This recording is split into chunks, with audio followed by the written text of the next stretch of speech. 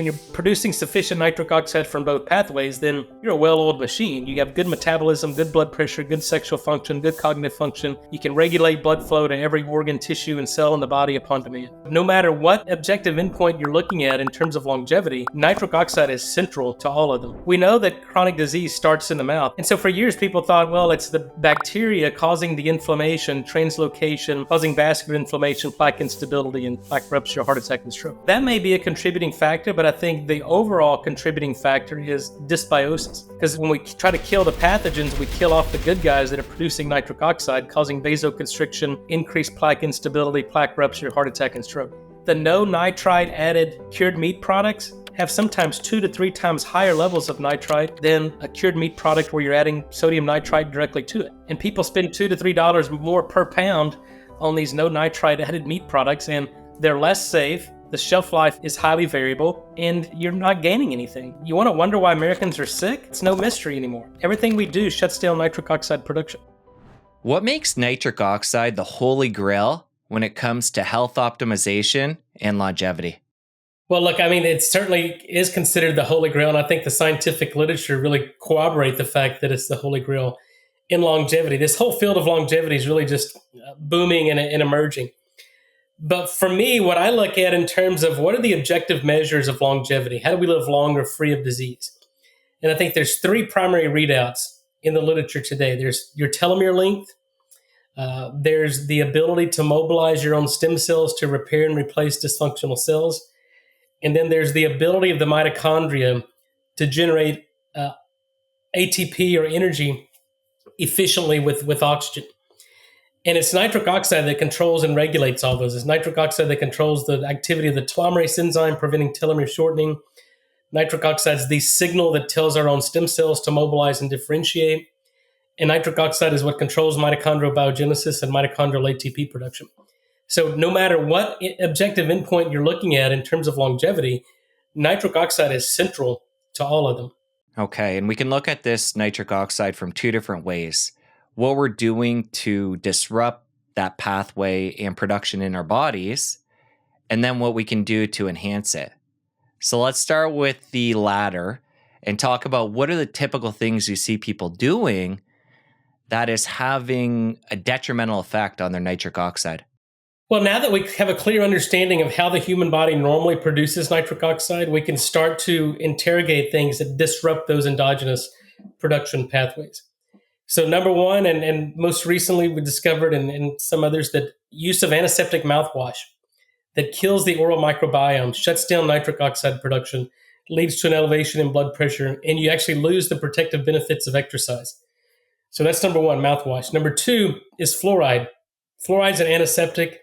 It's found in toothpaste. It's put in municipal water supply to act as an antiseptic and kill the bacteria in the water supply. And again, the same effects as antiseptic mouthwash. Fluoride destroys the oral microbiome and shuts down nitric oxide production. Number 3 are antacids, specifically these proton pump inhibitors that completely shut down the body's ability to produce nitric oxide from both of those endogenous pathways. So proton pump inhibitors are the best way to completely eliminate endogenous nitric oxide production. And if you look at the consequences of that, what's published in the clinical data now, people who had been on these antacids for 3 to 5 years, 40% higher incidence of heart attack, stroke, and Alzheimer's. So you have to get rid of fluoride, you have to get rid of mouthwash, and you certainly got to get off of antacids.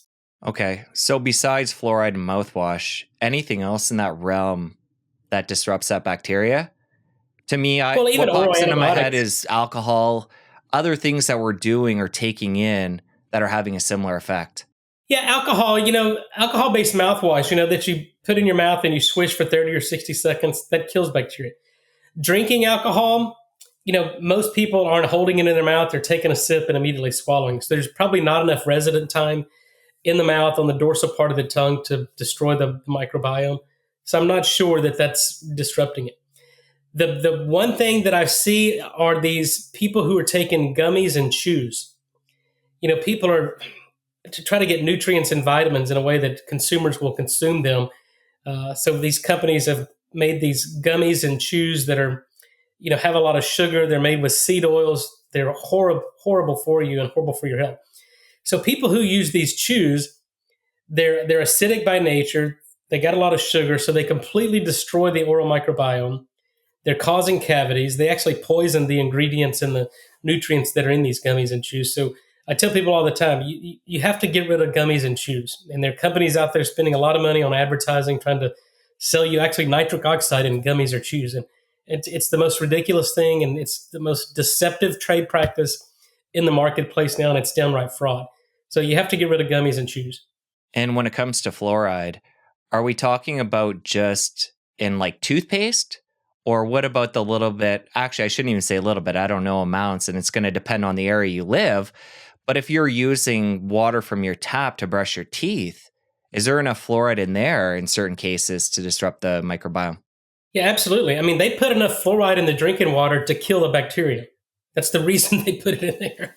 So yeah, if you're drinking the water or brushing your teeth with tap water, or you're cooking your food in tap water that has fluoride, or even worse, you're showering and heating that water up to 104, 105 degrees and aerosolizing and volatilizing that fluoride, you're increasing absorption and you're poisoning your body. So yes, there is enough fluoride in the municipal water supply to do its job, which is to kill the bacteria.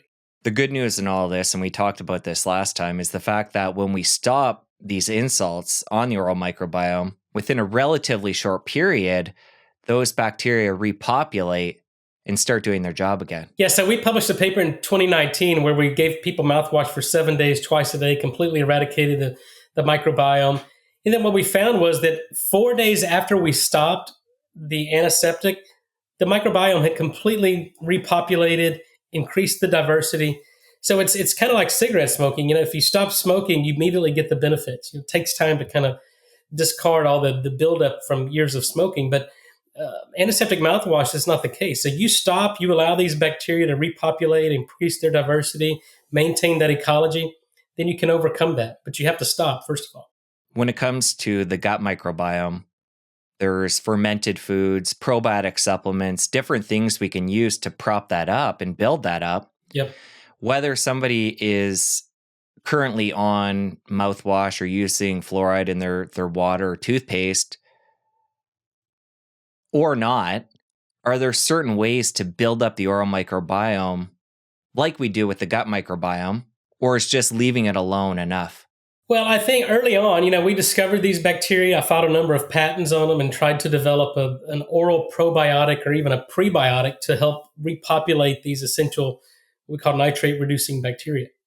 But the truth of the matter, and it's a very good question, is you may not need to do that, because if we just leave them alone and allow and support the oral microbiome, these bugs naturally repopulate. There's different biofilms. There's different kind of structural bacteria that provide these biofilms for these nitrate reducers. So just leave them alone and then feed them a little bit of nitrate through green leafy vegetables, but support them. And then, we're working on a nitric oxide biome-friendly toothpaste and a mouth rinse that we're finding that we can repopulate these bacteria. So completely against kind of the mainstream dental medicine community where they're trying to kill all the bacteria, both good and bad. What we focused on for the past 3 to 4 years is how do we selectively kill the oral pathogens, the PGs, the ones that are causing periodontal disease, gingivitis, caries. How do we eradicate those bad guys, but at the same time maintain the ecology and support the good, healthy oral microbiome? And I'm confident we've solved that riddle, and we'll have products on the market later this year that are acting to restore the oral microbiome. Very cool. That's exactly what I'm getting at. Things that we can use. Again, not just being cognizant of what we're avoiding, but actually building that up. That's right. Yeah, that's been the whole, because the problem and there's always a disconnect between different disciplines of medicine, and especially the dental medicine professionals and the physicians and healthcare practitioners. We know that chronic disease starts in the mouth. There's this oral systemic link that we've known about for more than 100 years, that people with poor oral hygiene have higher incidence of cardiovascular disease. And so for years, people thought, well, it's the bacteria causing the inflammation, translocation, causing vascular inflammation, plaque instability, and plaque rupture, heart attack, and stroke. But now what we're finding is, yeah, that may be a contributing factor, but I think the overall contributing factor is dysbiosis. Because when we try to kill the pathogens, we kill off the good guys that are producing nitric oxide, causing vasoconstriction, increased plaque instability, plaque rupture, heart attack, and stroke. That's the mechanism of the oral systemic link. So now we have to change strategies. And, we finally got the attention of the American Dental Association. I was in Chicago a couple of weeks ago speaking before the American Dental Association, where they're now seeing this and they're buying into this new philosophy and kind of paradigm of it's detriment to destroy the microbiome. So how do we develop strategies to selectively eradicate the pathogens and support the health of the non-pathogenic commensal bacteria? And that's what we've been working on, and that's what we've solved in terms of this product technology with the nitric oxide friendly mouth rinse and the nitric oxide friendly toothpaste. Coming back to the gut microbiome, what we've been referring to as a whole up until this point is these bacteria on the tongue. And in a couple of minutes, I want to get into that pathway and explain it for people. But when it comes to the gut, have we found any connection between maintaining gut health? Because everything is connected all the way from the mouth to the anus, maintaining that gut microbiome, which has been such a focus in the health and wellness space, and any crossover to the oral microbiome and nitric oxide. Yeah, for sure. Look, the entire gut microbiome has been completely mapped, and the ecology and the makeup of the oral microbiome is much different than the microbiome in the distal colon and near the anus. They're there because they're doing different jobs, right? But every time we swallow our saliva, we're swallowing and inoculating our gut with bacteria, with oral bacteria. So these travel all the way down, and hopefully if we've got good integrity and a functional barrier system in our epithelial cells, then these bacteria don't translocate, but they're feeder bacteria into increasing the good bacteria in the further part of the distal colon and the other parts of the gastrointestinal tract. So it all starts up here. If we have oral dysbiosis here, then we're going to have dysbiosis throughout the entire gastrointestinal system. Now you throw in the occasional antibiotic, and you throw in a daily mouth rinse or fluorinated toothpaste. I mean, now you're opening up the Pandora's box, and you've got oral dysbiosis, you've got gut dysbiosis, you've got leaky gut, you've got autoimmune, and you're a wreck. You mentioned antibiotics there. That's another one we should talk about. Any connection there in the research, somebody taking one of those broad spectrum and impacting these bacteria on the tongue that produce, or part of the pathway that produces NO? Yeah, no, for sure. I mean, these are systemic antibiotics. You swallow them, they're absorbed, they're transported throughout the cardiovascular system, and every organ, tissue, and cell in the body has a vascular supply. So that antibiotic reaches everywhere. It's not just killing the site of the infection. And these are non-selective broad-spectrum antibiotics that are designed to kill a specific pathogen, but there's always collateral damage. They're non-selective, and they're killing a lot of the good guys too. If you're enjoying this episode, take a second and let me know by clicking like and subscribe below. Thank you so much, and now back to the show. All right, before we move forward, we better get into what Pathway 2 is here. We're going to call it Pathway 2. There's two different ones. Yeah. The blood vessel pathway, we'll call Pathway 1. We'll get to that after. But let's give people the lay of the land here and talk about what Pathway 2 is and take them through that.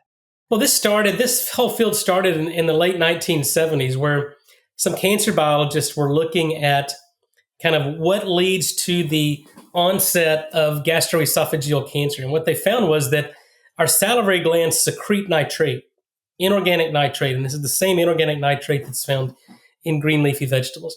And so their paradigm at the time was nitrate forms nitrosamines, nitrosamines form cancer. So why is our salivary gland secreting this carcinogen, what they once thought? Now, fast forward to the late 80s, early 90s, when it was first discovered that there are nitrate-reducing bacteria on the crypts of the tongue, that when they're present, we can detect nitric oxide gas in the lumen of the stomach when we swallow our saliva. So now this entire pathway started to come into focus. And today, fast forward another 30 years, we know that nitrate is an indispensable nutrient that's found in mostly green leafy vegetables. When we consume these vegetables, 90 minutes after we consume that nitrate is taken up in the duodenum, the proximal gut, and then it's intentionally concentrated in our salivary glands. Now for the next 6, 8, 10 hours after that meal, we're secreting nitrate in our saliva, like they detected in 1970s. And these bacteria that live on the crypts of the tongue are now metabolizing this nitrate into nitrite. Now our saliva is enriched in nitrite if we have the right oral bacteria. And then we swallow our saliva, and our stomach is designed to make stomach acid. And the pKa of nitrite is 3.4. And what that means is that at a pH of 3.4, 50% of that nitrite becomes protonated and basically just disproportionates to nitric oxide gas. So this is a way that we're fueling nitric oxide production in the lumen of the stomach from diet, from the right oral bacteria, and from sufficient stomach acid production. So those are the 3 steps we need to make nitric oxide. We need enough nitrate in the diet, which most Americans don't get. We need the right oral bacteria. 2 out of 3 Americans use mouthwash. Most people use fluorinated toothpaste. And then we need stomach acid. And there are over 200 million prescriptions written for antacids every year. And that's not even counting the over-the-counter purchases. You can now go get these antacids without a prescription. So I estimate that probably 90% or more of the U.S. population is using antacids, or at some point uses them, temporarily for acute reflux disease. So you want to wonder why Americans are sick? There you go. It's no mystery anymore. Everything we do shuts down nitric oxide production. All right, let's take each of those 3 pieces and talk about things we can do to enhance and things we're doing that's disrupting. Starting with taking nitrates in through the diet, leafy grains. Yep. How much, at what time, as in how much at a time? Yep. So give us an idea what that would look like. Well, you can do this by reviewing the literature and looking at, kind of this dose-dependent studies on how much nitrate do you need to see an appreciable normalization of blood pressure and improvement in exercise performance. And the published clinical data show us that we need at least 300 to 400 milligrams as a single bolus, right? So if you take, and we'll get into the complexity and of that here shortly, but let's just take on average, how do you get 300 to 400 milligrams of nitrate? Now, it would take about 150 or 200 grams of spinach or kale in one serving to get that 300 to 400 milligrams. And that's on average. And that's, I don't know if your audience knows what 150, 200 grams of but that'd be like a platter size filled 4 or 5 inches high of spinach or kale. I mean, it's a whopping dose, and you're overdosing on oxalates and, and a lot of other things by eating that much. So it's almost impossible to do that. The other problem we ran into was in a 2015 paper we published. It depends on where those vegetables are grown. We tested vegetables from Chicago, New York, Raleigh, Dallas, and Los Angeles and found a 50 to 80-fold difference in the amount of nitrate in the same vegetable grown in those 5 different geographic regions. So there's no way in hell we can ever predict or know exactly how much nitrate we're getting from the foods we eat. And if you're eating organic, then there's about 5 to 10 times less nitrate in organically grown vegetables than there are conventionally grown vegetables. So it's, as we alluded to, it's almost impossible to get that much in a bolus in a single serving to prime that nitric oxide production pathway, even if you have the right bacteria and even if you have sufficient stomach acid production. Okay, and just to get the timeline again, I think you said within 90 minutes, when we have that bolus, we start producing nitric oxide. And was it 8 to 12 hours that we produce it for once we've That's right. hit that so you threshold? can pick up, you can pick. So it takes 90 minutes for the food to go into the stomach, be digested, emptied into the duodenum, nitrate taken up, concentrated in our salivary glands. So it's about 90 minutes from the time you can start to see an increase in secretion of salivary nitrate. But now that continues now for the next 6, 8, almost 10 hours. So now we've got this time course of time release of nitric oxide if we have the right bacteria. So from that one meal, we get this continuous time release of nitric oxide based on the activity of the bacteria and based on the stomach acid production. So given that, it would seem like ideally we would want to have that bolus in the morning so we could take advantage throughout the day of the benefits of NO. Would that make sense? Yeah. Yeah. And because we're talking about a 24-hour day, you'd have to hit that bolus again 3 different times to make it through that whole cycle. We're going to bring pathway 1 in, which is another way of producing NO. So it's not like it's this black and white thing, but it seems like knowing what we know and we're talking about here, you'd have to be strategic to make sure your NO production is maximized throughout that 24-hour period. For sure. Most heart attacks happen before 10 a.m. And that's people who are nitric oxide deficient, they wake up in the morning, they start to exert themselves, they're not conditioned, they start to get ischemia, plaque instability, and plaque rupture. So we need to have optimal nitric oxide production really early in the morning. And, if you have obstructive sleep apnea and if your blood pressure doesn't dip at night, we call these non-dippers, then those are the people that are highest risk of heart attacks first thing in the morning. So if we can maintain, as you said, 24-hour production of nitric oxide and really priming both pathways. So this pathway 2 we talked about mainly comes from diet. And then pathway 1 is based on an enzyme in the lining of the blood vessels that's really responsible for the second-to-second regulation of vasomotor tone and second-to-second blood pressure regulation. All right, we're going to get to pathway 1. I want to wait, though, and get more into pathway 2. You mentioned the difference of produce in different areas and how it can really vary in nitrates. And you also mentioned that organic generally has less. Talk about why that is. Well, most people don't know what organic is. We've been conditioned by the media to say organic is good. And I'm not discrediting that, because to get an organic label in the U.S., other countries may be different, but in the U.S., there's restrictions on, so no herbicides, no pesticides added.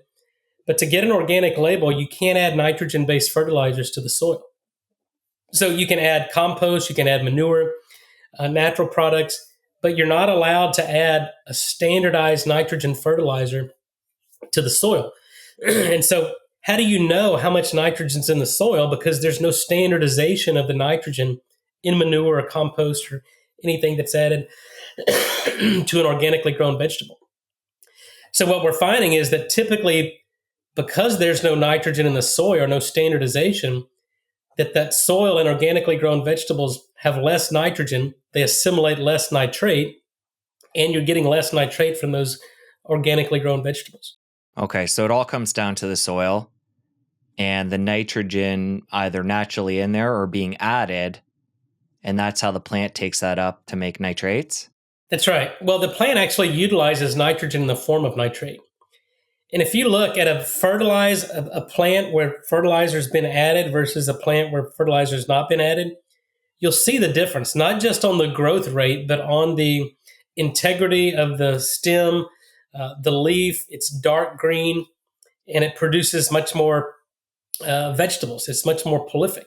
So we have to have nitrogen. What I do personally is I do a soil sample every year, and I take it to the local USDA office, and they tell me what's in my soil or what's missing in my soil, and then I add it back to make sure that the vegetables that I'm growing in my garden have the basic nutrients and minerals they need to produce fruit or produce and feed us.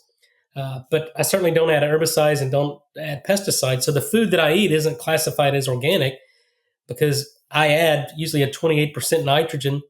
I typically use in the sandy loam where I live is a 28-14-7-3, which is 28% nitrogen, 14% phosphorus, 7% potassium, and then 3% sulfur. And that, in this particular soil that I live on, is what these vegetables that I grow really like and need. But yes, so if I did organic and just put the manure from my cows or horses or chickens on it, I have no idea how much nitrogen's there. I have no idea how much potash or sulfur is in that. So how can I standardize it? We're making an important distinction here. And I think myself, I even lump them together sometimes between fertilizer and pesticides and herbicides. And maybe the reason we do that is because the organic standard doesn't allow us to use any of those. That's right. But you're explaining here with your soil, you're adding the fertilizer, but avoiding the chemicals. Yeah, no, and that's, look, plants have to have fertilizer in order to grow. Now, what's the downside of that? We just finished our spring garden now and basically harvested everything out of it. The downside of not adding that is when I go to pick the corn, my non-GMO corn, which no herbicides or pesticides, if I wait too long and I'm traveling and don't get to the garden, the worms have eaten half my corn, you know. But and then the bugs and the grasshoppers eat my pea patch, and they're on my tomatoes, and the worms and my peppers and lettuce and things like that. But that tells me that that's a good food. If pests and animals eat it, then it's probably good for you. GMO corn where glyphosate has been sprayed on it, there's no worms, there's no grasshoppers, the mice won't even eat it, and yet they feed that to humans. If basic animals, other animals won't eat it, then they're a little bit smarter and more intuitive than we are, but yet these companies feed us this poison. So I would rather fight with the worms and the grasshoppers and know that the food I'm getting is safe and not poisonous, and just be a little bit more diligent on getting out there and picking them before they eat it all up. All right, given everything we've shared, the fact that there is this variance in nitrates in the plants, organic actually has less. And yeah, we want to obviously avoid the chemicals, ingesting those when we're taking in our food. The obvious question would be, why not just take nitrates in supplement form to supplement, say, the organic produce that we're going to take in? So we're avoiding the chemicals, and we're making sure we're getting, the other layer is the bolus, the fact that it has to be within a certain period of time to have that effect. So a lot of variables, just trying to sort practically what might be solutions. Well, you certainly can. And look, this is common sense to me, because if you go, there's no clinical measurements of nitrate or nitrite. We do it in the research environment, but there's not a clinical measure. But it's the same philosophy. If you go to your doctor, your phlebotomist, and they draw blood and you've got a vitamin D of 30, what do? Well, you take vitamin D to up your levels to 80. And same thing with magnesium. If you're low in magnesium, what do? We supplement. Well, if we're low in nitrate because we're not getting it from the diet, common sense is, well, let's just supplement nitrate. So, but the problem is you have to have the right oral bacteria in order to utilize that nitrate, because nitrate is completely inert in humans. Without the bacteria, you consume that supplement or the food, and you just sweat it out, you poop it out, and you pee it out. It goes through the body completely unchanged. We're 100% dependent upon the oral bacteria. And the numbers we've looked at in kind of some population-based studies, probably 85 to 90% of the people in America don't have the right oral bacteria. So yeah, you can supplement with nitrate, but maybe 10, 15% of the population is going to get a benefit from that. It's kind of like giving patients, T4 or Synthroid for hypothyroidism. And if they can't convert that T4 to T3, they get no benefit from that. And it's the exact same mechanism for the utilization of nitrate. We have to have the ability to convert it into nitrite, a bioactive form, and that's dependent upon the oral bacteria. So with 2 out of 3 Americans using mouthwash, with 10 out of 10 people using 9.9 or 99 out of 100 people using fluoride in their toothpaste and fluoride in their drinking water, killing the microbiome, you've lost the ability to utilize nitrate to make nitric oxide. So it's a viable option, but practically it just doesn't work. Okay, next obvious question, why not bypass nitrate, supplement with nitrite, which brings up nitrites used in processed meats? Well, you know what? That's what I've been doing for the past 25 years, because we knew that. So we considered early on that, as in drug discoveries, what I'm trained in and trying to develop nitric oxide based drug therapies, nitrate we considered like a pre-prodrug. Nitrite we termed as kind of a prodrug, and then nitric oxide is the actual druggable kind of compound. So a pre-prodrug obviously doesn't work in the majority of the population for what we just discussed. Nitrite doesn't require bacterial activation. In fact, it's biologically active. And we published in 2005 in a Nature paper that nitrite actually has signaling properties, some that are consistent with nitric oxide, but some that seem to be independent of nitric oxide. So we've always focused on nitrite, and all the technology and the products and the drug therapy that we're developing is nitrite, because we're 2 electrons ahead of the competition, right? We're not relying on the bacteria to do this. But here's the challenge, and this is where education and awareness is extremely important.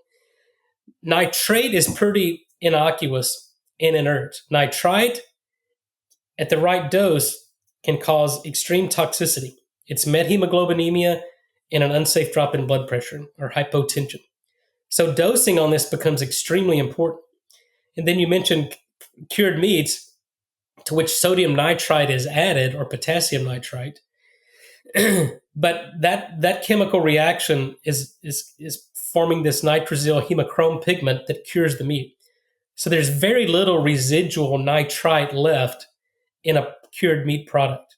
It's all reacted to form this. It binds to the heme iron of myoglobin, and that's what forms this pink color of cured meat. So you really can't eat enough cured meat to get enough nitrite or nitrate to stimulate this nitric oxide production. But here's what I will say: the nitrite cured bacon, hams, things like that aren't dangerous because of the nitrite. In fact, they're as part of what confers the health benefits of them, because they prevent lipid oxidation, they prevent oxidative stress, and that's why they add it to the meat. Prevents lipid oxidation, prevents the rancidity. So when we consume this, we're basically almost getting cured ourselves, and that's not a bad thing. And I've heard you talk about research looking at some of these natural health products that are using celery powder, celery juice to try and label products without having to say nitrites, and levels can be even higher in those. So talk about that. Yeah, we published that in 2009. So consumers drive kind of how companies respond to consumer demands. And so for 50 years, we've been programmed in conditions. Oh, cured and processed meats that contain nitrite cause cancer. You should avoid them. So meat companies were kind of conditioned to figure out alternative curing pathways. So what they did was they'd take celery powder, now beet powder, and they would add it to the meat. They would put a starter culture of bacteria, these nitrate-reducing bacteria. The one they use is Staph carnosus. And then they reduce the nitrate to nitrite, and then the nitrite cures the meat. But because they're not adding sodium nitrite to the meat, they can say, no nitrite added. But in order for that meat product to be cured, there has to be nitrite, or else it wouldn't be a cured meat product. And then you would have food safety issues. You'd have Clostridium outbreaks, botulism outbreaks. So there is no replacement for nitrite in meat curing. So, and I've consulted for a lot of these companies, Kraft, Oscar Mayer, and been to their headquarters and said, look, don't run from it. Lead with it. Because now these are considered indispensable nutrients. So don't buy into the hype and the myths surrounding this. Lead with nitrite cured meats, because now you're not only ensuring food safety, but we also published that the no nitrite added cured meat products have sometimes 2 to 3 times higher levels of nitrite than a cured meat product where you're adding sodium nitrite directly to it. And people spend $2 to $3 more per pound on these no nitrite added meat products, and they're less safe. The shelf life is highly variable, and you're not gaining anything. Talk more about where this myth developed with the nitrosamines and this fear around nitrates in meat. Nitrites, sorry. Yeah, well, it all started in the 1950s when there was a paper published, and I believe it was out of a group out of Germany. They had detected N-nitrosyl dimethylamine, which is a low molecular weight nitrosamine that's known to be a carcinogen and a mutagen that causes cancer, primarily liver cancers and hepatocarcinoma. So they detected this nitrosamine in a nitrite-cured fish. So then that was when the nutritional epidemiologists go, oh, well, let's see, is there a correlation between people who eat cured and processed meats and certain incidents of cancers? And now going back to probably the 70s and 80s, there were all these associations. If you eat cured and processed meats, you have a relative risk index of 1.2, 1.3 of getting gastroesophageal cancers throughout the entire gastrointestinal tract, primarily stomach cancer. And they go, okay, so that's an association. It's not causation.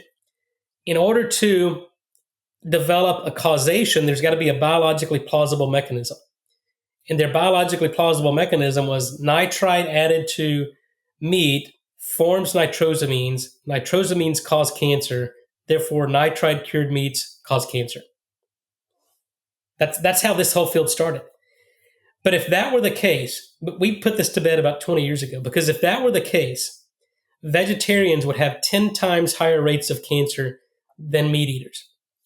And we know it's just the opposite, because 85% of the nitrate and nitrite we get from our diet comes from vegetables. Only 5% of the total human exposure of nitrite and nitrate come from cured meats.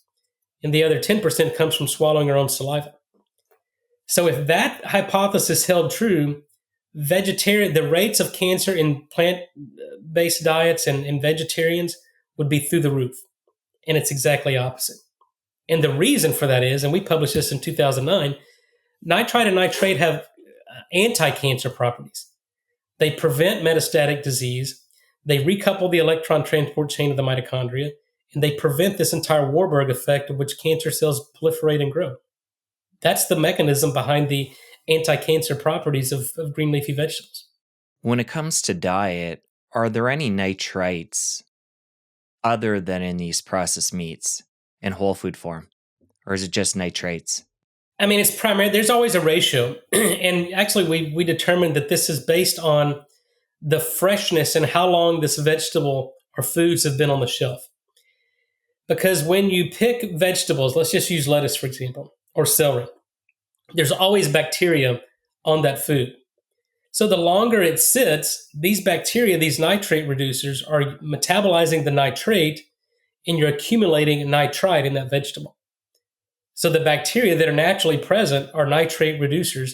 So the longer this vegetable sits, the more nitrite you're going to accumulate at the expense of nitrate.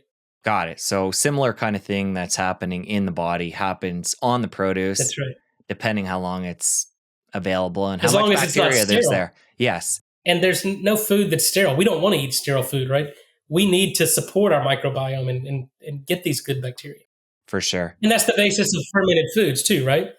I mean, fermentation is a bacterial process. So when you eat fermented foods, you're getting inoculated with these good fermenting bacteria. The reason I bring that up is I'm trying to think of an argument for the plant-based and the nitrosamines. Because we have that check mechanism with the bacteria in our mouth, if it's just nitrates, that could be a check mechanism converting that to nitrites versus skipping that step and taking processed meats with the nitrites. I know it gets confusing with nitrite, but what I'm saying is if there was nitrites that are coming into the body and not needing the bacteria, that would change the argument. But if the bacteria in the mouth are the limiting step, somebody could say that, okay, but at least the body is converting them to nitrites versus taking them in from a more chemical refined source. Well, look, you can't forget about the reaction kinetics and what's required for this reaction to occur. So not only do you have to have nitrite present, you must also have a low molecular weight secondary amine. And this is going to get pretty technical, but I think it's important to understand the chemistry. So they're mutagenic and carcinogenic because they're really small molecules that can intercalate DNA and cause misreading of that DNA strand and causes single nucleotide polymorphisms and mutagenesis. So it has to only be a low molecular weight secondary amine. And secondary is very important because primary amines just rearrange into alcohols. Tertiary and quaternary amines, there's too much steric hindrance for nitrite to nitrizate it, so it doesn't happen. So we're limited to a very selective list of reactants and reaction kinetics where this can occur. And there's no low molecular weight secondary amines naturally present in food. Now they may show up there through some other means, but there's none present. So number one, that's the number one limitation.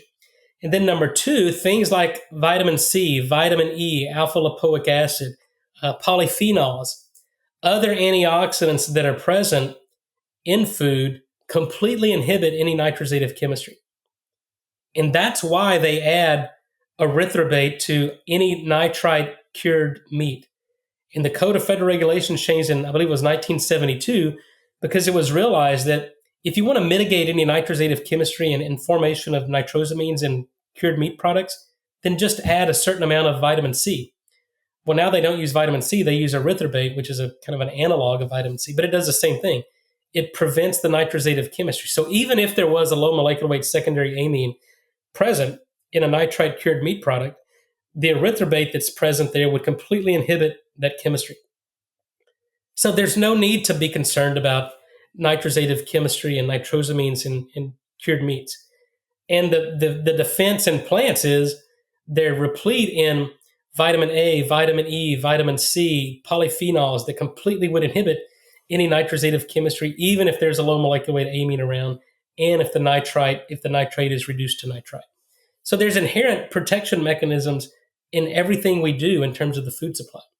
Got it. I'm just trying to think of different holes in that argument that somebody would throw.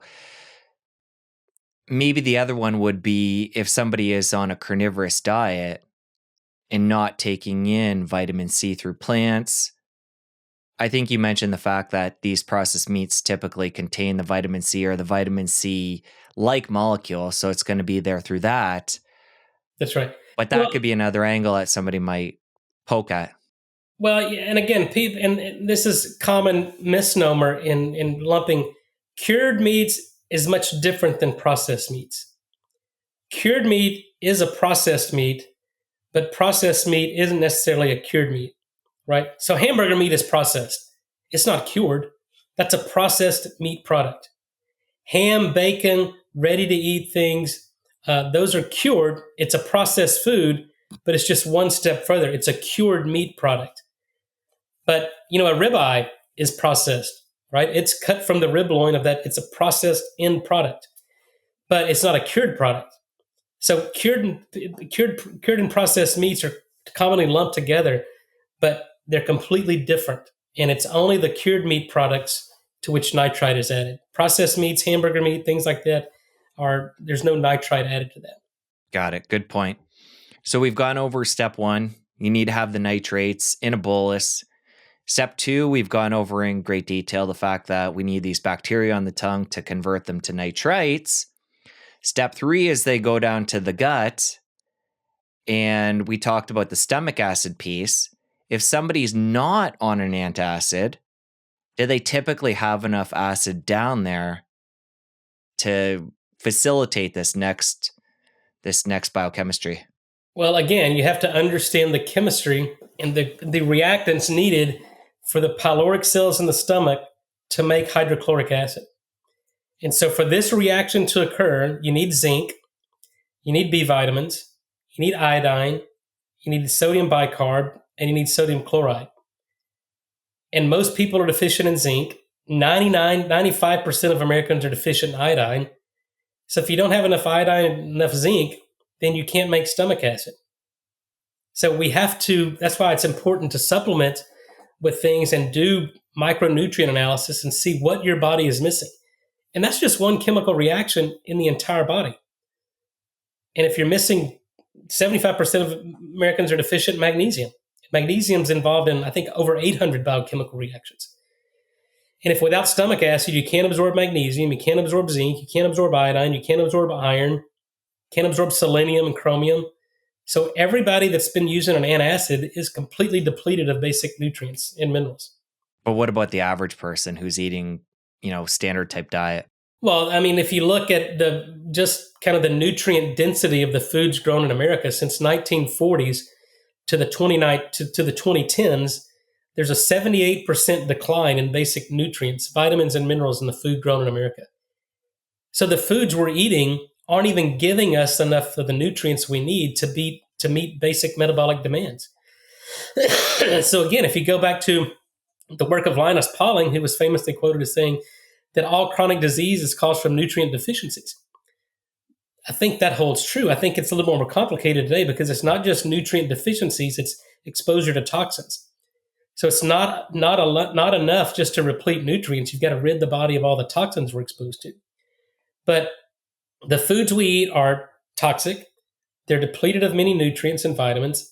And so you have to understand, and really that's the whole area of personalized medicine, do your own micronutrient test and see what your body's missing, because what I may be missing might be completely different than what you're missing. So to prescribe a one-size-fits-all multivitamin is just ignorant. Yeah, no, that makes total sense, the personalization.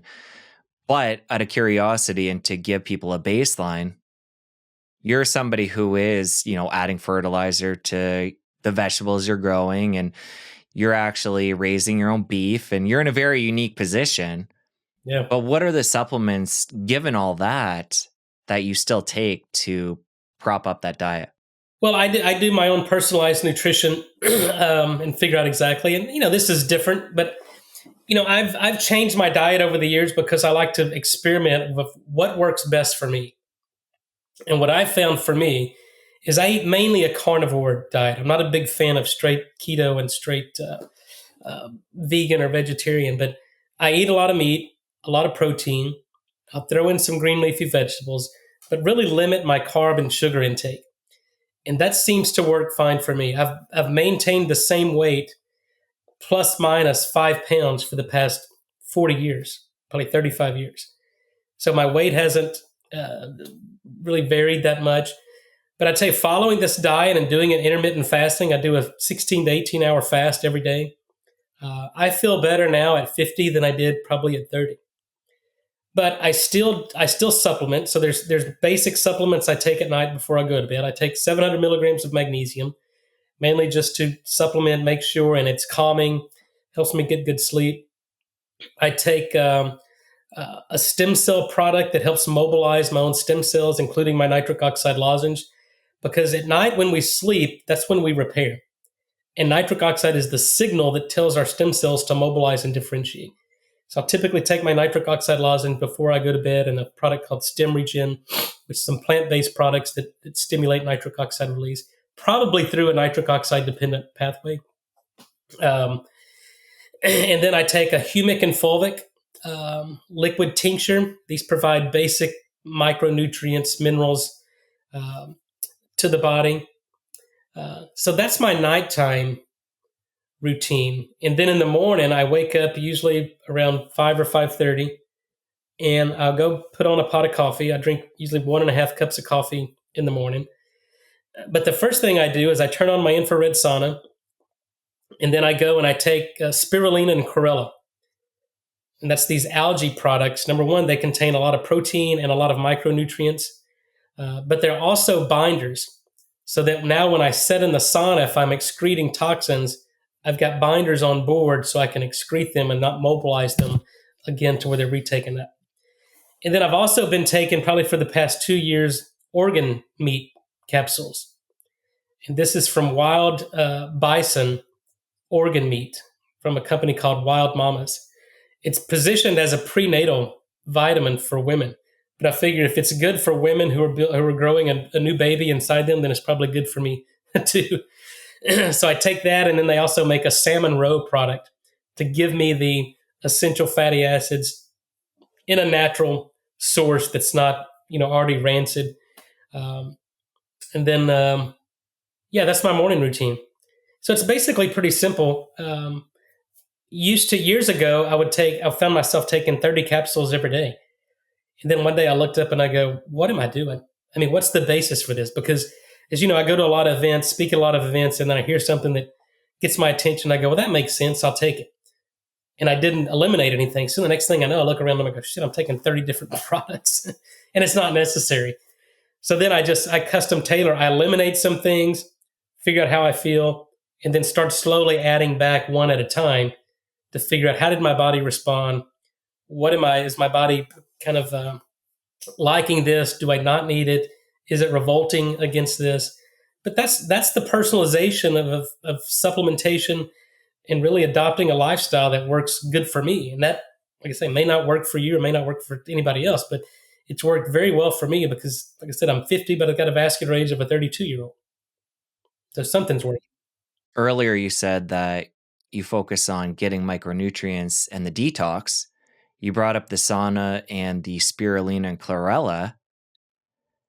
Anything else in the detox realm that you're doing or taking, maybe even periodically, to facilitate that pillar? Yeah, so a lot of the toxins we're exposed to in the environment are fat-soluble toxins.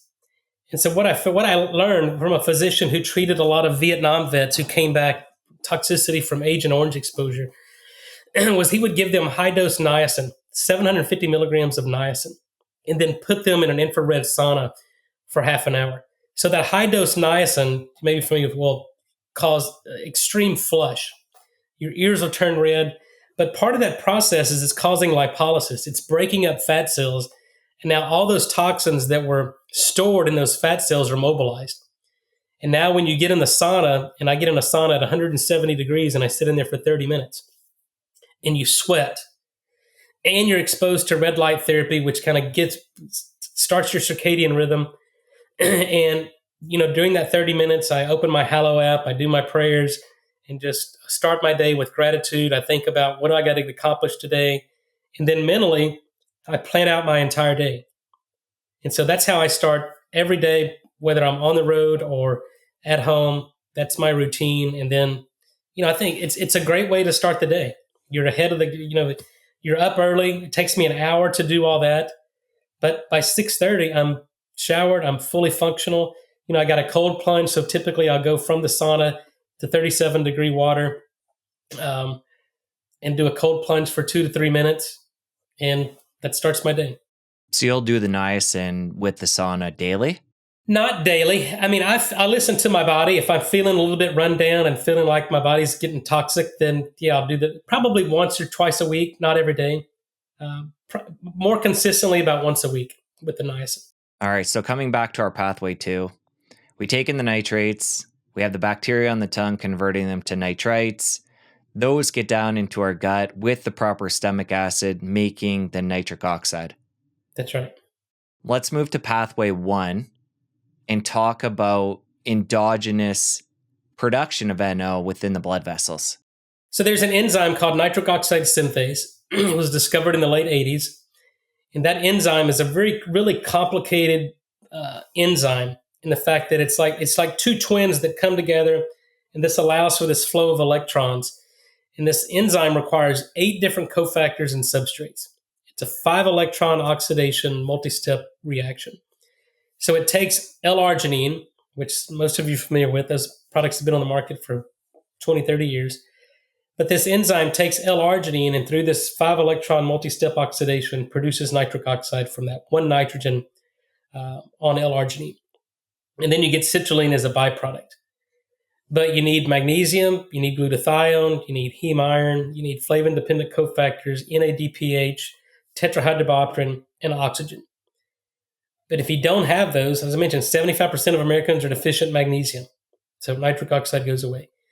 The other thing is the oxidative stress that causes oxidation of tetrahydrobiopterin, and that causes this enzyme to become detached, and we call it uncoupling.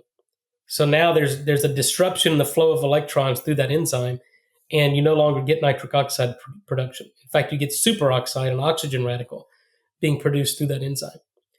So if the rate-limiting step is NOS uncoupling from BH4 oxidation, so if we can maintain a certain ratio of BH4 to BH2, then we can maintain NOS coupling and maintain normal nitric oxide production. But that's really the basis of endothelial dysfunction, is when that enzyme no longer produces nitric oxide. So we know how to fix that. We can restore endothelial function. And obviously we know how to support pathway 2. And so when you're producing sufficient nitric oxide from both pathways, then you're a well-oiled machine. You have good metabolism, good blood pressure, good sexual function, good cognitive function. You can regulate blood flow to every organ, tissue, and cell in the body upon demand. Okay, so when it comes to pathway 1, is this where your products come in, where they can fix that uncoupling? Yeah, our technology does both. Yeah, we recouple the NOS enzyme because, and most people don't understand this. So many people have tried to copy what we do, and they just shows you how complicated this is. They don't understand physical chemistry because there's an electrical potential required to extract an electron from every biomolecule, and every molecule has a different redox potential. So this is physical chemistry at its absolute core. So to prevent BH4 oxidation, you have to allow for a certain redox potential, an electrical potential that won't allow oxidation of BH4. So we understand that, and we put that in the lozenge technology.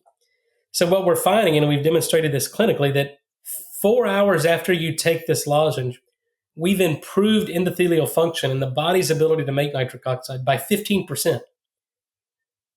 With just one lozenge. And this is cumulative over time. Now, a lot of this depends upon Are you damaging it with toxins and with poor diet and lifestyle that we continue to have to recover it? That's possible, and we can certainly do that. But this gets cumulative over time. If you change your diet, eliminate toxins, replete nutrients, now we can fully restore endothelial function to, back when you were 18, 20, 24 years old. All right, talk more about the physiology here, because we did touch on this last time, but we didn't get into what's happening. So the cool thing about your products is that they're actually fixing the root of this endothelial dysfunction. And you talked about there, 4 hours later, 15%. Talk more about the physiology and how that's actually fixing. And over time, you can actually take less of your product or get off of it as you're fixing the body. Now, the epiphany for me in basic science came in 2007, where we discovered that nitric oxide is a hormone. And that was a game changer, and we published this in Proceedings of the National Academy of Science. So that basically changed the way I thought about how do we develop safe and effective nitric oxide product technology. So it's a hormone, and this whole field of hormone replacement therapy has been around for decades, right? So the best example is us men. If we have low testosterone and we want to replete it and normalize it, what do? We go get hormone replacement therapy in the form of testosterone. They give us the missing molecule. They're not giving us a DHEA and hope our body can make it into testosterone, right? That's the basis of your deficiency. You've lost the ability to make it or secrete it. And it's the same thing with nitric oxide. If nitric oxide is a hormone, how can I give you this actual molecule? I need to replete this molecule. But understanding that if you give exogenous testosterone, it completely shuts down endogenous production from your testes and causes testicular atrophy. I didn't want to do that. That's a great financial model that makes patients dependent upon your technology because now they're 100% dependent upon it. I wanted to instigate physiology and basically get to the root cause of why these people can't make nitric oxide. So if your body can't make it, then I want to give it to you. But I want to fix the reason your body couldn't make it. So that was the basis for this original lozenge technology. When it's dissolving in the mouth, it's producing nitric oxide gas. It's absorbed. It performs its hormone function. It recouples the NOS enzyme. And because it's an orally disintegrating tablet, it's restoring the microbiome, these oral nitrate-reducing bacteria, as it's sitting in the mouth and sitting on the tongue. So it basically addresses the root cause of nitric oxide deficiency. And now over time, in an ideal world, if we've completely restored the body's ability to make nitric oxide, then there's no additional need for supplementation. Now that's in a utopic environment. But, I'm on a plane every week. I'm in different parts of the world every week, and I'm exposed to different things. So I take this lozenge every day. I've taken it every day for the past 15 or 20 years. Not because I need it, because I don't want to need it. So someone like you that's been taking this long term, you mentioned you're 50 years old. Do you feel like your pathway 1 production is equivalent to, what would you say? Like, is it functioning at 100% or where is that? Well, you can look, there's these different devices and they have algorithms that look and so they compare it to kind of your cohorts at different ages. And so what the algorithm, the last one I did probably last year, had the vascular age of what a normal so-called 32 or 34-year-old would have. But I know a lot of 32 and 34-year-old colleagues that I don't want to be like them. Right? They probably got the vascular age of a 60 or 70-year-old. So what I look at is you can look at how, and it's called reactive hyperemia or flow-induced, flow-mediated dilatation. And there's devices out there that if you occlude the blood vessel of the brachial artery for 5 minutes and then release it, how well that blood vessel dilates tells us how well your body's making nitric oxide in that particular vascular bed. There's a device called the endopath that's very effective at doing that. So if you have good reactive hyperemia and flow-mediated dilatation, then that gives you a pretty good indication of your endothelial function. And it's a graded response. But yeah, I'd say I would have probably, it's hard to quantify. If I was a 10-year-old or a 12-year-old, I've got a 16-year-old and a 13-year-old kid, and they have great vascular function. So is my vascular function as good as theirs? Probably not, just because I've got 50 years of accumulation of toxins and life and stress that they haven't been exposed to. But what I rely on is how I feel. I can still go out and run a 6-minute mile. I can run a half marathon. I can do a 10K, do a 10K in less than 50 minutes. And so that as a 50-year-old, I think is not bad. And I still do resistance training. I'm a competitive rodeo cowboy. I rope, I team rope, and I'm constantly active. So as long as I can maintain a healthy lifestyle and do what I want to do, and I'm not limited by my stamina or fatiguing easily, then I'm going to continue to do what I'm doing, because I tell people all the time, if what you're doing is working and you're happy with it, then don't get away from what's working. Obviously, this is going to vary genetically, person to person, lifestyle, diet. For sure. But take me through a typical person, we'll say, living a healthy-ish lifestyle. When does the pathway 1 start to degrade? And then what are those changes over time, physiology-wise? And then take me to like an 80-year-old and what's still happening there. Yeah. And then on top of that, somebody who's 80 taking one of your supplements, what could that person, who is also, again, and we're throwing so many variables, but living a healthy lifestyle, how much could they regain their pathway 1 at that age? Well, let's take, broadly speaking, so what we have to rely on is what's in the published clinical data. And so there's been a number of studies looking at different age groups from like different decades, 10 to 20, 20 to 30, all the way to, 80 plus. And what this looks like is it's a pretty linear curve, that the older we get, this rapid decline in nitric oxide production. And if you kind of untangle that, it's about 10 to 12% per decade. And this starts in our late teens. So by the time we're 40 or 50 years old, if you look at the average general population, they have about 50% of the nitric oxide they had when they were 15 or 20. And then obviously the older they get, the less.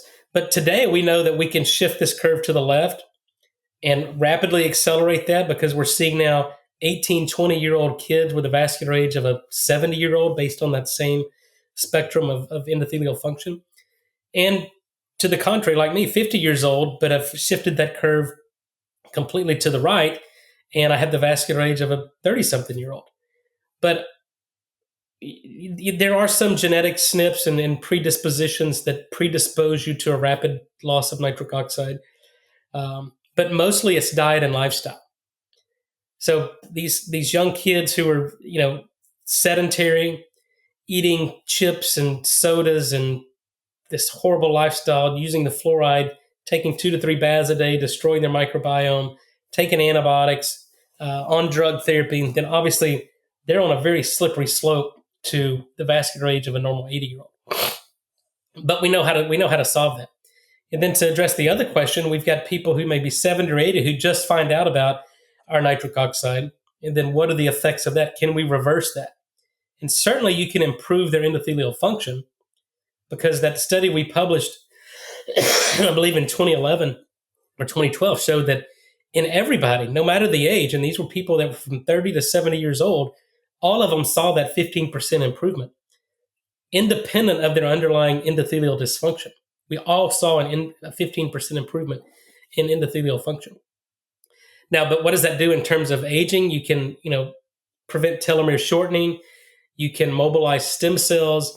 You can activate mitochondrial ATP production and mitochondrial biogenesis, and actually give them the energy, give them the circulation that they need. So it depends upon which objective endpoint you're looking at in terms of what does the reversal look like. And when you're using that term vascular age, in this context, are you just talking about NO or other variables too? Well, what we look at is kind of always in NO, and there's different metrics. So you can look at what's called the carotid intima media thickness and look at the plaque deposition in the lining of the blood vessel. And again, through these thousands and maybe tens of hundreds of thousands of patients database, and they kind of look at where you are in that progression of disease. And then through these different algorithms, they can assign you a vascular age. Now, if you have carotid intima media thickness and you've got some stenosis of the carotids, then that tells us that you've been nitric oxide deficient for many, many years, probably decades or more. because it takes years for that nitric oxide deficiency to manifest into smooth muscle hyperplasia, intimal media thickness, and then that plaque development that we can detect on ultrasound. But the flow media dilatation, the endopat, for example, gives us the second to second regulation, and that's really a direct readout of nitric oxide production or endothelial function. Given the importance of the endothelium in pathway 1, what happens when we start to get that plaque? Obviously, you have a physical barrier there. You've touched on it, but get more into what changes happen. I'd imagine it would have a huge impact on pathway 1 when you get that barrier. No, for sure. So for plaque to start, the earliest stages of atherosclerosis and the onset of cardiovascular disease is when monocytes, neutrophils, and platelets start sticking to the lining of the blood vessel. So your blood vessels become like Velcro. Everything sticks, and then we lose that barrier function. These immune cells migrate through, it's called extravasation, and then now it elicits an immune response. You get a lot of oxidative stress, and that's the inflammation, immune dysfunction, and oxidative stress you see in every chronic disease. But what causes that? It's the functional loss of nitric oxide that leads to an upregulation of adhesion molecules, loss of barrier function in the endothelial cells, and then platelets aggregate, monocytes stick, and that's what starts this whole process. But as long as your body or your endothelial cells make nitric oxide, you downregulate the adhesion molecules. The monocytes and neutrophils don't stick. Platelets have their own nitric oxide synthase enzyme. So as long as that enzyme is active, platelets don't aggregate. You don't get clot formation. But it's that loss of nitric oxide that sets the stage for everything downstream of that. And then if not corrected, you start to get plaque buildup, plaque instability, that plaque ruptures, and that's the number one killer of men and women worldwide. So it's very well elucidated on the mechanism and the progression of cardiovascular disease. But it all starts with a functional loss of nitric oxide production in the endothelium. All right, so far we have for pathway 1, endothelium, major producer. You mentioned platelets. Anywhere else in the body that this pathway 1 can be active? Yeah, our immune cells, so macrophages, neutrophils, monocytes, they have what's called an inducible nitric oxide synthase. And the nitric oxide that's produced by our immune cells is what kills bacteria if we're exposed to a bacterial infection. It's what prevents viruses from replicating. And that's part of our innate immune response. So if the enzyme doesn't make nitric oxide, then we become immunocompromised. And we saw this in 2020. The people that got sick and died from COVID early on, and even throughout the pandemic, were the people who couldn't make nitric oxide. Because you think about it, and this has been going on for hundreds of years, whether it's coronavirus or whether it's the influenza virus or the respiratory syncytial virus, RSV, any respiratory virus uses basically the same mechanism. We're exposed. The virus binds to its target. In terms of COVID, was the ACE2 receptor. It uses that as a port of entry, and then it hijacks our DNA. It replicates, propagates throughout the body, and we get sick. But in a healthy person with a good immune system, the immune system recognizes that we have viral attachment. We mobilize an immune response. The monocytes and neutrophils and macrophages go to the site of infection. We generate a lot of nitric oxide over a short period of time, and that prevents the virus from replicating. So we may be exposed, we may get attachment, we may get penetration into the cell, but if we have a robust immune system goes there, shuts it down, and we don't get sick. And I haven't been sick with flu or coronavirus. I haven't been sick with flu in over 23 years. And over the 4 years of COVID, I never got sick with COVID. I was in COVID clinics every day. I was on an airplane every week. I didn't wear a mask. I didn't get the shot, and I never had COVID. It's not that I wasn't exposed. It's just that my body knows how to deal with it, and it goes and kills the replication. But in those people who were susceptible to COVID and who unfortunately died from COVID, those were the ones who couldn't make nitric oxide. And these were the elderly. These were the people who had a prior heart attack, the diabetics, chronic smokers, African Americans. These were people that were compromised in ability to make nitric oxide. So if they were exposed to the virus, and by the way, these are the exact same people that die every year from seasonal flu.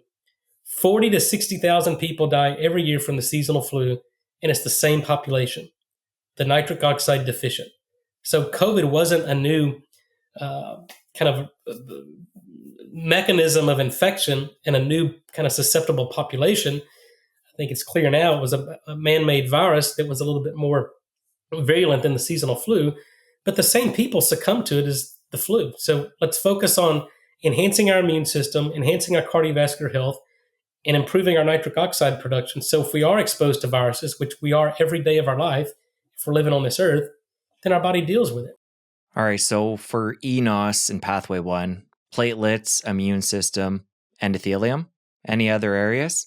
Well, classically, we identify these as 3 different isoforms. Endothelial NOS is found in the endothelial cells, or eNOS. nNOS is found in neurons in the brain. And then we call this one in our immune system iNOS. And it's immune or inducible. It has to be induced. It usually takes about 4 hours from the time we're exposed to a bacteria or some type of inflammatory insult to induce this enzyme through the genetic expression to where it's active and functional to make nitric oxide. So when it comes to the endothelium, would it be fair to say that the NO produced there is more for the body as a whole? And then when it comes to the neurons and the immune system, that's more for those specific areas?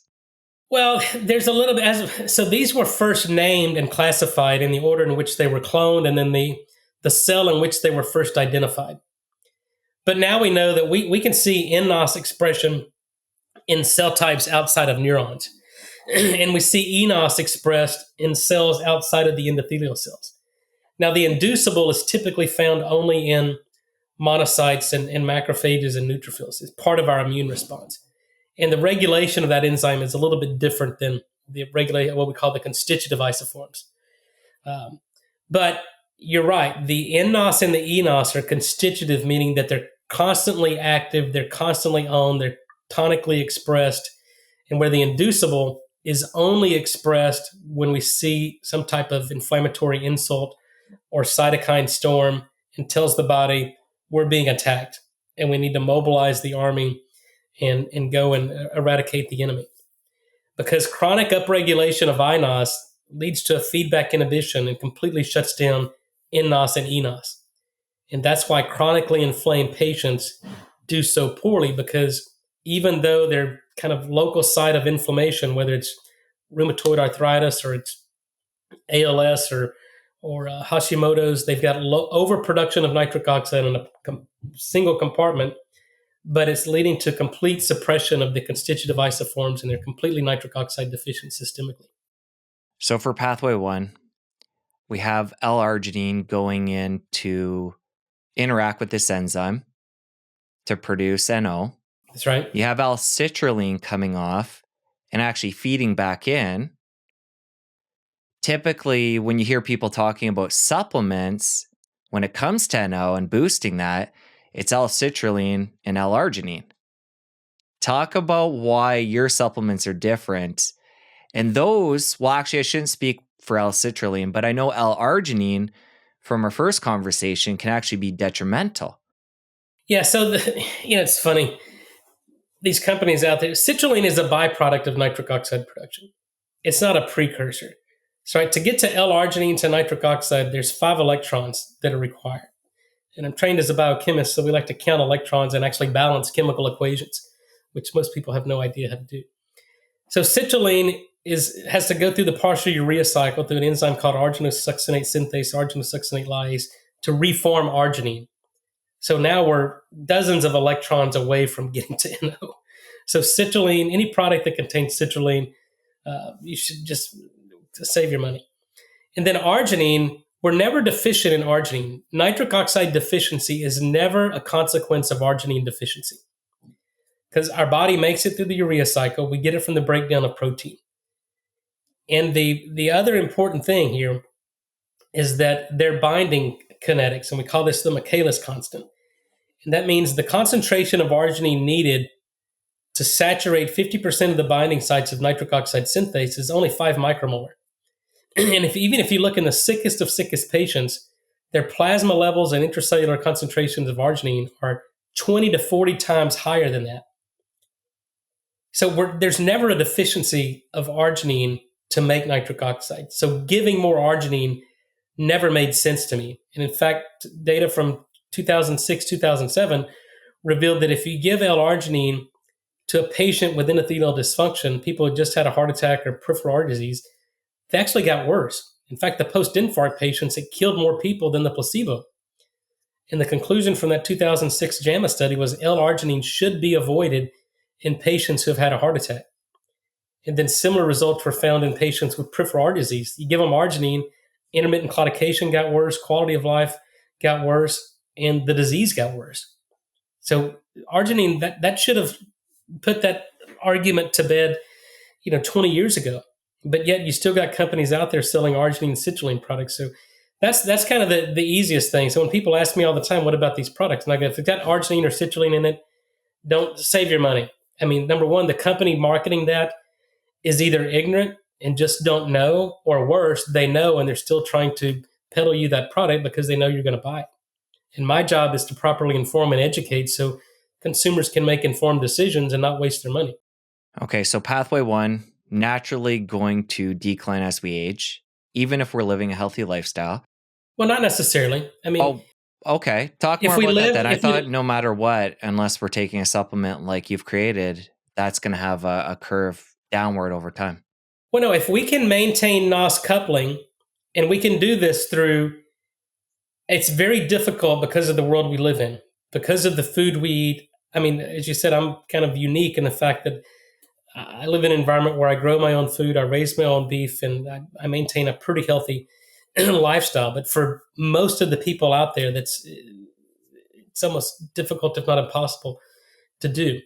But if you eat a good, clean diet, replete in antioxidants, you give your body the nutrients it needs, you eliminate any toxins or exposure to toxins, including 5G. 5G provides a certain frequency that uncouples the NOS enzyme.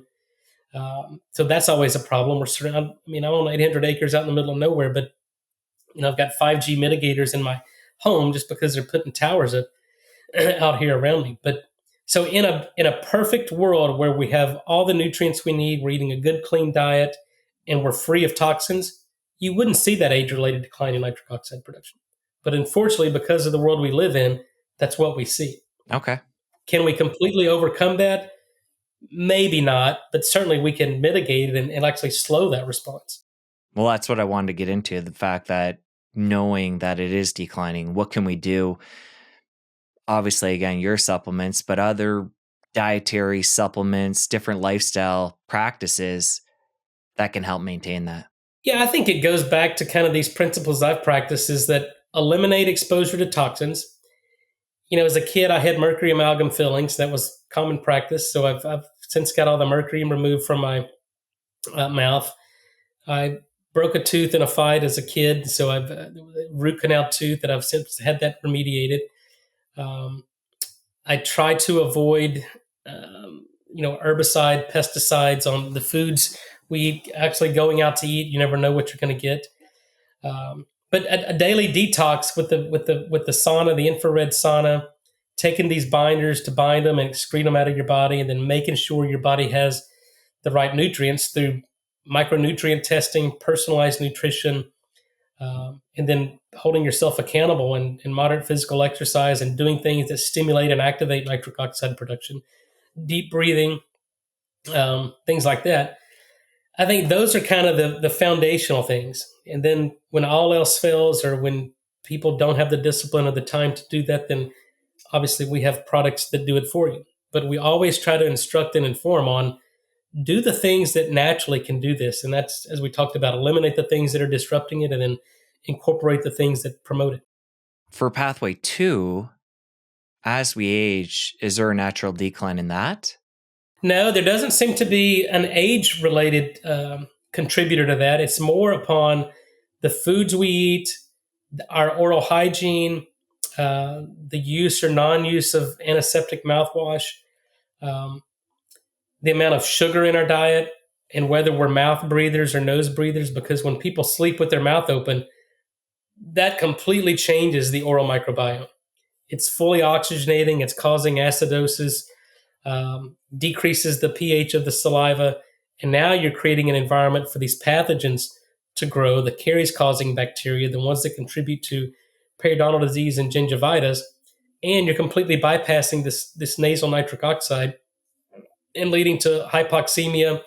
You don't mobilize stem cells when you sleep, and people with sleep apnea and mouth breathers have a higher incidence of many different chronic disease. In fact, I think all-cause mortality is up. All right, so we don't want to mouth breathe at night. Let's expand and extrapolate on the nose breathing. Talk about the paranasal sinuses, how nitric oxide is produced there in a general sense.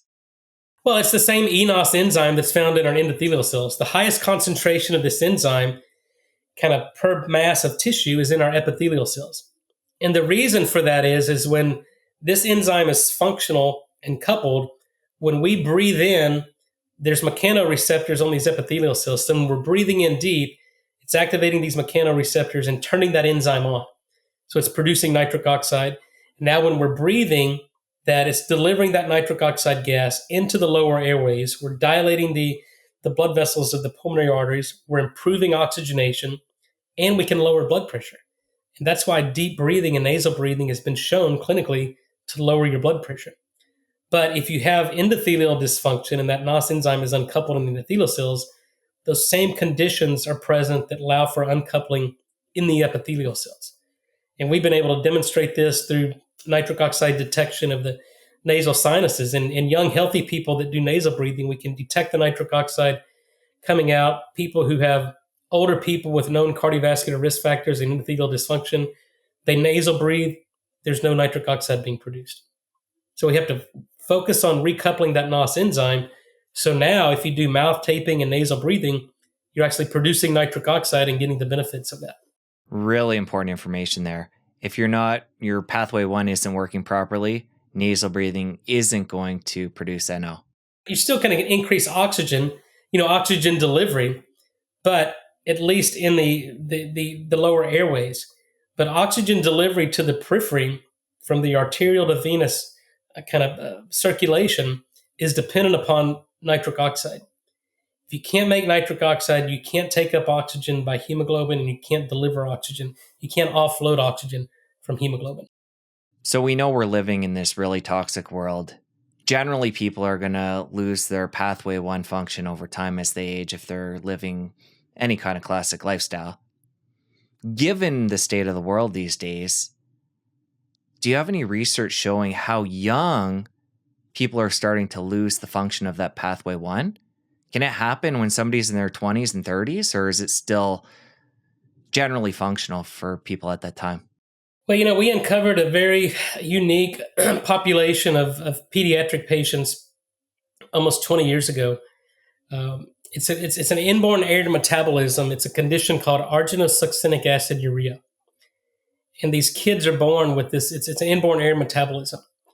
And so typically it's recognized as a urea cycle disorder. And they can't expose of the excess ammonia, and they develop hyperammonemia. And they're treated for this with drug therapy and protein restriction. But what we published in 2010 or 2011, perhaps, in a Nature Medicine paper was this enzyme, this ASL enzyme, makes these patients completely nitric oxide deficient, because it's pretty complicated, but there's a protein complex where ASL tethers the nitric oxide synthase enzyme to the membrane. And in these patients who don't have this enzyme, this protein complex falls apart and they're completely devoid of any nitric oxide.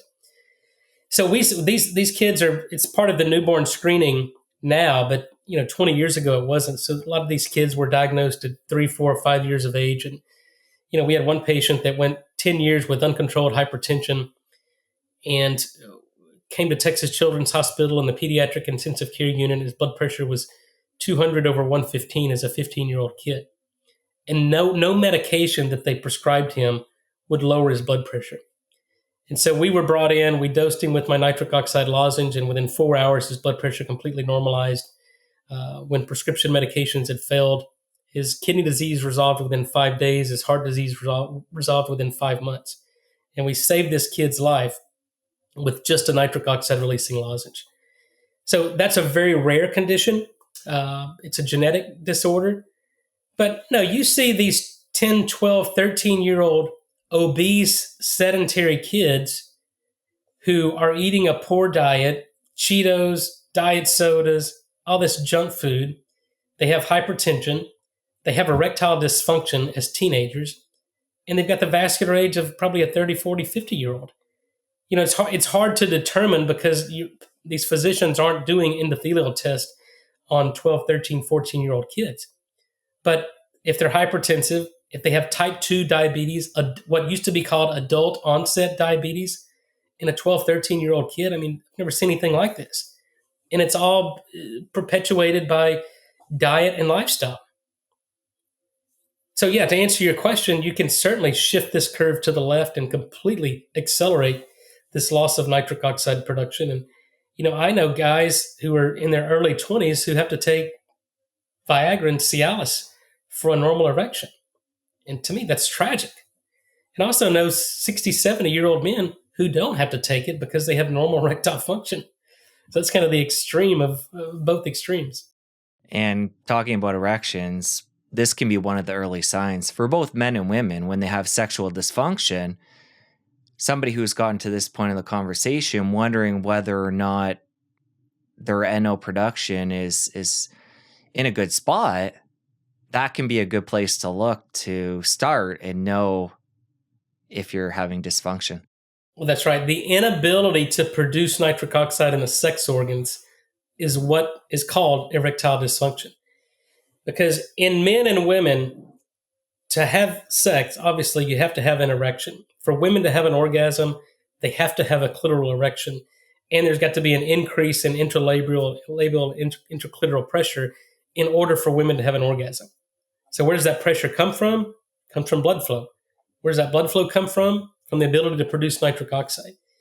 And same thing in men. To get an erection, you've got to be able to dilate the blood vessels in order to get engorgement and increase in blood flow. So if the blood vessels can't produce nitric oxide, you don't get dilation, you don't get engorgement, and that's erectile dysfunction. And the drugs that are used to treat that, the PD-5 inhibitors, they've been on the market since 1998, and we know that they only work in 50% of the men in which they're prescribed. So 50% of the men that are given Viagra don't respond with better erections. And the explanation for that is that these drugs work downstream of nitric oxide. So nitric oxide is produced, activates a second messenger called cyclic GMP, and then the PD-5 inhibitors come in and prevent the breakdown of cyclic GMP.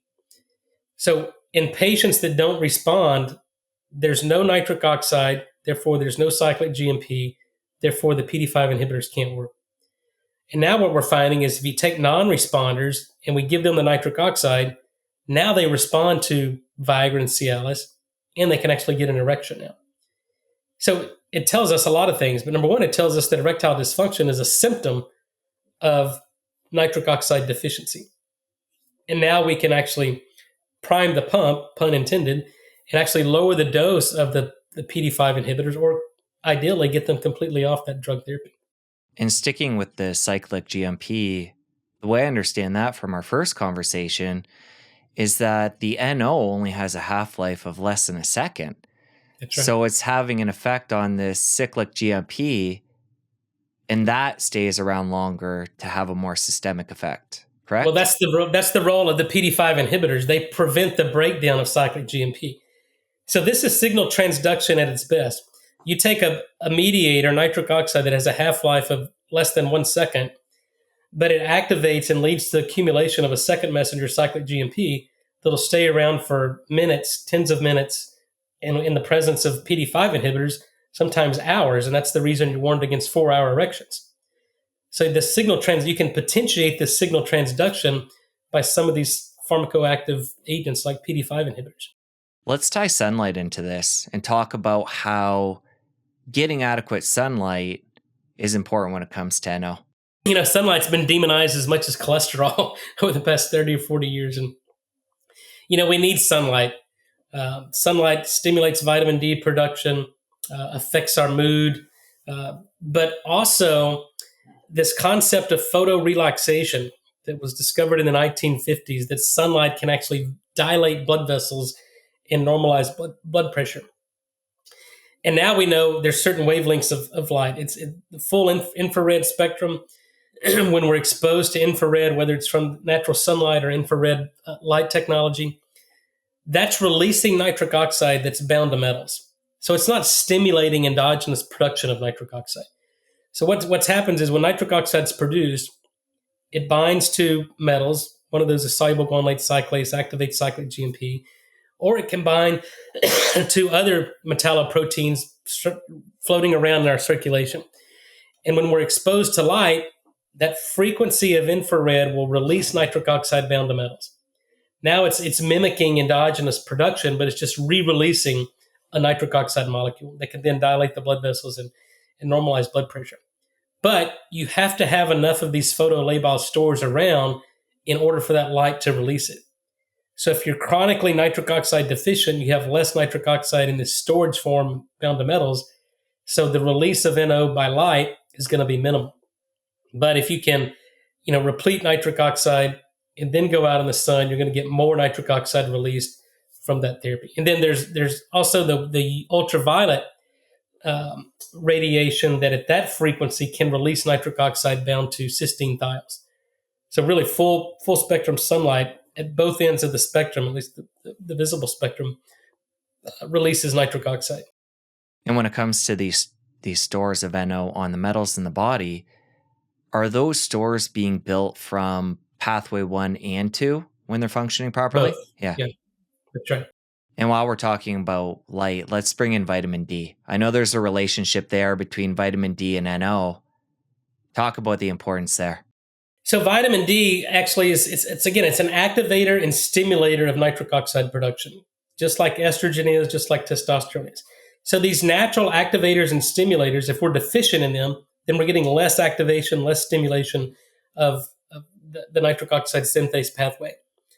So in people who are vitamin D deficient, typically they become nitric oxide deficient. And we see this in African Americans.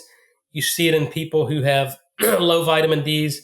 And so again, similar to testosterone stimulates and activates nitric oxide. If you give testosterone, we can maintain NOS function. Then that continuous activation and stimulation will release nitric oxide. And same thing with vitamin D. And it's been shown that if you take patients who are low in vitamin D, you supplement them, optimize their vitamin D levels, get them around 80, their endothelial function can improve. So again, nitric oxide is foundational, but you can optimize that by optimizing other systems. I'm not saying this is a panacea and it's an end-all be-all fix-all, but nitric oxide is foundational that now then allows you to start to address other issues. But again, if you focus on just repleting vitamin D, but you don't fix the enzyme, the nitric oxide synthase enzyme, then you're going to get the benefits of vitamin D that are independent of the activation of eNOS. But until you recouple that nNOS, then you're going to get full systemic benefits of vitamin D supplementation or even hormone replacement therapy or any other thing. One of the supplements that has a lot of momentum right now in the health and wellness space is methylene blue. Yeah. And I know when it comes to methylene blue, there's controversy over its inhibition of NO. Yeah. But both of them are looked at independently as being these healthy substances, and the biohacking community is interested in both. So how can that be? Well, I think the controversy lies in what's the balance. But there is no controversy in the science behind methylene blue's inhibition of nitric oxide production and nitric oxide signaling. We've used it in the research lab for more than 40 years to completely inhibit nitric oxide production and nitric oxide signaling. And in fact, that was how a lot of these cyclic GMP independent pathways were discovered, because if you inhibit NO production and NO activation of guanylate cyclase, you still saw some effects. These are what we call SGC independent effects of nitric oxide, because methylene blue oxidizes the heme iron of nitric oxide synthase of soluble guanylate cyclase, completely shuts down nitric oxide production and nitric oxide signaling. And I tell people all the time, anything that does that is a bad idea. It should be avoided. Now, the controversy may be in at what dose. Obviously, there's certain known pharmacokinetics and pharmacodynamics of methylene blue that we know completely shut down nitric oxide production. These microdosing in the so-called biohacking world Um, I just don't know. I mean, it's testable. We can do an experiment, but I don't think the data are out there yet. But I tell people that, be careful. And that's the problem I have with the biohacking field. You've got these people, the biohackers, with really no credentials in science or medicine that have a huge following. And, what they say becomes the gospel. And if you don't understand the science and signaling mechanisms involved, you may be doing more harm than good. And so I just tell people to use caution and discretion, but I would never do anything on a daily basis that I know would inhibit nitric oxide production. Bottom line, I'm guessing you're not touching methylene blue at all. No, I don't see any reason I would need it. I mean, look, it's in the pharmacopoeia. It has established clinical value. But to me, I can't rationalize a way why I would use it. But it could be this, this adaptive kind of hormesis with these brief periods of insult. And what I've kind of, the analogy is like ischemic preconditioning. And what that means is if we occlude the blood vessel for, say, 5 minutes in the brachial artery, and then we release that brief period of ischemia tells the body, oh shit, I was just without oxygen for like 5 minutes. I'm going to create new blood vessels, and I'm going to create angiogenesis, and I'm going to improve the vascularity. That way, if that blood vessel is ever occluded again, I've got collaterals and I can get around that. And that's called hormesis. And it's these brief periods of insult that lead to an adaptive response. And that's what altitude training is, right? We go to altitude, we're hypoxic, and that's our body going, oh shit, I need to upregulate my nitric oxide because I don't want to experience that low oxygen environment again. So they're making more nitric oxide. Maybe the adaptive effects of methylene blue is these brief periods of insult are allowing the body to adapt, turning on mitochondrial biogenesis so that you get more mitochondria, and turning on nitric oxide production to allow for those brief periods of hypoxia, nitric oxide inhibition, and upregulating kind of these adaptogens and adaptogenic genes that want to avoid having that brief insult again. But doing this every day, I can't even imagine what the benefits would be. Speaking of biohacking, let's talk about specific protocols, exercise-wise and nasal breathing-wise, somebody could use to hack their NO. Yeah, the best biohack we found is altitude training, is go to altitude. We published on this in 2007 in Tibet. We took Tibetans because the question was, how do these people that live at 12,000 feet above sea level, breathing in less oxygen per breath, how do these people not develop altitude sickness, mountain sickness, high altitude pulmonary edema? They're just walking around, they're laborers. Where if we go, when I went to Tibet in Nepal, it takes you a couple of days to adapt. I mean, walking up a flight of steps, you become short of breath. But what we found was their adaptive effects is that breathing that low oxygen, their body upregulates their nitric oxide production 50 to 100 fold. So people that live in Tibet have 50 to 100 times more nitric oxide being produced than people that live at sea level. And we repeated this in Ethiopia, which is about 6,000 feet above sea level, and they have intermediate levels. So, and that's why athletes go to altitude to train. It's not just the release of erythropoietin and increase in hematocrit. What we're finding is these people who train at altitude, they're turning on their nitric oxide production pathways and expressing more of this nitric oxide synthase enzyme, and they're producing more nitric oxide to compensate for the less oxygen they're breathing in with each breath. And you can do that, so I think altitude training is a good way to do it. I like hyperbaric oxygen to superoxygenate, increase the dissolved oxygen in the blood, increase nitric oxide, mobilize stem cells. That's the mechanism of hyperbaric oxygen treatment. Nasal breathing. I think those are the big ones. For somebody who's tuned into this point, they're about to go to the grocery store. They want to know the top foods they can get that contain nitrates for pathway 2. What would you recommend they buy? I always tell people, go to your local farmers market, support your local growers, ask the farmers the questions, and then ask them locally. Usually these are local kind of small scale growers that can adapt their farming practices and start to constitute different farming methods based on the demands of the consumer. Um, there's a outfit in, I believe it's in Ohio, called the Chef's Garden, and this is the best that I've seen people do, kind of on a scalable level. Was that they do crop rotation, they do soil samples, they replete nutrients, and I don't think these are labeled organic because they fertilize their fields. And I've actually paid them a visit. But it's the most nutrient dense food. These microgreens, you can order from them online. But that's going to be the cleanest, most nutrient dense foods, and they actually quantify the nitrate, and they can give you a report of all the micronutrients in the foods that you're eating. I don't know how scalable that is, but at least on that local scale, and you can do mail order and order it online. But that's a really, really good operation, and they're doing it very, very well.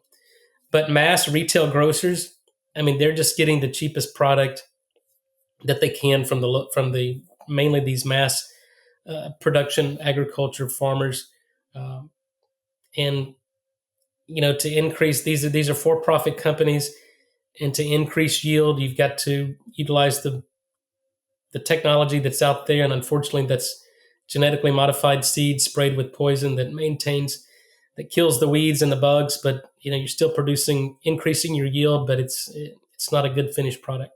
And how bioavailable are the nitrates? For somebody that's starting with produce that's been grown in good soil, the produce contains a lot of nitrates. How much of that does our system absorb? Well, we know the math on that. So about 25% of the nitrate that you consume in your mouth that you swallow is absorbed in the duodenum. The other 75% goes to the distal colon. We excrete probably about 60 to 70% of it in our feces. About 25% of that is reabsorbed in the renal tubules. So we're constantly reabsorbing it. And then of that 25% that's reabsorbed in the duodenum and then concentrated in our salivary glands, only about 20% of that comes through our saliva is reduced by these bacteria. So 25% of 20% is 5%. So what we're finding is that if you're getting 400 milligrams of nitrate in a single bolus, stoichiometrically, that's about 20 milligrams of nitrite that's generated in the saliva that we swallow in the lumen of the stomach. Any research showing cooking foods, fermenting foods, different food processing can enhance absorption of the nitrates? No, not really enhance the absorption. Cooking food, when we did this analysis of all the vegetables, what we did was we boiled them because these are water soluble molecules. So we put the vegetables in a pan, we boil them, we actually cut them up in small pieces, homogenize it, boil them, and then filter it out. And the nitrate comes out in the water. So if you're boiling your produce, the nitrate and many other water soluble vitamins are in the water in which you boiled them in. So you're going to get the fiber from the vegetables you're eating, but you should probably drink the water that you boiled your food in because that's where all your water soluble vitamins are. Got it. And minerals. That's really important. No, I was getting at the fact like making the nitrates more bioavailable by cooking. Now look, these inorganic nitrate and nitrite are salts. And what that means in the natural form, there's an ionic bond between them. But when you put them in solution in water, they completely dissociate. So nitrate is NO3 minus, doesn't make a shit whatever. How you do it, that's the molecule that's absorbed. There is no increasing its bioavailability because it's a very simple, small molecule. It's an anionic, water-soluble molecule. All right, we're going to link up the discount code. If anybody wants to get any of these products we've been talking about, Ultimate Health will get you 10% off. Nathan, any new products? You mentioned the oral care products. Any other new products that are in production right now that are being tested and experimented with? We are. We've had such success with our skincare products, our glycolic wash, the nitric oxide serum, and the eye cream and face cream. We're developing a body lotion now for crepey skin. We're developing a hand lotion, because people are focused on their face, neck, and décolleté, and they're looking younger here, but the back of their hands look like an 80-year-old woman. So we're developing a solution for that, a specific hand cream. But we're building out our beauty line, We've had so much success with it. But yeah, the oral care products, the nitric oxide friendly toothpaste, remineralizes teeth, fluoride free, supports the microbiome, and then the nitric oxide friendly mouth rinse. For people who I don't use mouthwash, I'll probably start using mine because it's a wonderful product and we're improving the microbiome, and it's really a great mini fresh for people who want to have a fresh breath and not kill the microbiome. But yeah, and our drug trials are going through. We've got moving our technology through the FDA for ischemic heart disease. We've got a drug for Alzheimer's we're about to put through clinical trials, and then we've got a topical drug for diabetic ulcers and non-healing wounds. So we're continuing to build out our consumer product division while also moving forward through drug therapy, because it's our goal and mission to develop safe and effective nitric oxide product technology into every market segment around the world, including drug therapy. You talked about the hands aging quicker than the face if somebody's using, say, your face cream there. It gets me thinking about internal NO and its effect on our skin and how we look externally. How do you feel about that connection? No, you're exactly right. The skin is an outward reflection of our internal health. And people are spending, tens of thousands, $100,000 on facelifts, plastic surgery, but yet they're not doing anything to their internal health. And you can tell. I mean, there's lots of people with really bad facelifts and plastic surgeons out there. So what we do is completely different. Let's fix the body from the inside. The skin's an outward reflection of internal health. And we created this concept of beauty inside and out. So part of our beauty line is our nitric oxide lozenge.